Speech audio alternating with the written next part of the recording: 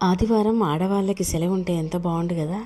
Hello hello అండి, జాబులు చేసే వాళ్ళకి కాదు నేను చెప్పేది, ఇంట్లో ఉన్న హౌస్ వైఫ్కి, నాలాగా ఇంట్లో ఉన్న ఆడవాళ్ళకి కూడా ఆదివారం ఒక సెలవు ఉంటే బాగుండు.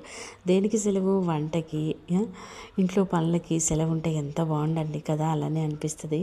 చాలా వరకు ఇంట్లో ఉన్న వాళ్ళకి రోజు పనులు చేసి చేసి ఆదివారం కోసం వెయిట్ చేసేది పిల్లలు, స్టూడెంట్స్, వర్క్స్కి వెళ్ళే వాళ్ళే కాదండి బాబు. మాలాంటి హౌస్ వైఫ్స్ కూడా ఆదివారం ఎప్పుడు వస్తుందా అని ఎదురు చూస్తూ ఉంటాం.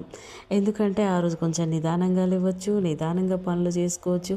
హడావుడి పెట్టరు కాబట్టి, అందరూ లేట్గా లేస్తారు కాబట్టి మాకు కూడా ఎదురు చూస్తూ ఉంటాం. ఏమంటారు? ఈరోజు మా సండే స్పెషల్ అయితే అండి. ఈరోజు దోశలు, ఇడ్లీ పెట్టుకుంటే పెద్ద పనులు అవుతున్నాయి. సో అందుకే నేను ఈరోజు సింపుల్గా ఉప్మా అయితే చేసేసిన అనమాట.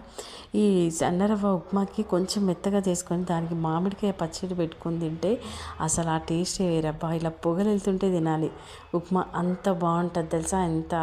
నేనైతే మామిడికాయ ఒక ముక్క కంపల్సరీ తింటా అండి. బీపీ ఉంది తినొద్దని మా ఇంట్లో వాళ్ళు చెప్తున్నా, నేను కంపల్సరీ మామిడికాయ ఒక ముక్క పెట్టుకొని ఉప్మా అయితే తింటా అనమాట. అది కూడా చల్లగా ఉండొద్దు, నాకు ఉప్మా వేడి వేడిగా ఉండాలి. వెల్లుల్లిపాయలు ఇంకా బాగుంటాయి మామిడికాయ పచ్చడిలో. మీ అందరికి కూడా అంతే ఇష్టమా? నాకైతే మామిడికాయ ముక్క పెట్టుకొని ఉప్మా తినడం చాలా ఇష్టం. వీడియో నచ్చితే మాత్రం తప్పకుండా లైక్ చేయండి, కామెంట్ చేయండి, సబ్స్క్రైబ్ కూడా చేసుకోండి.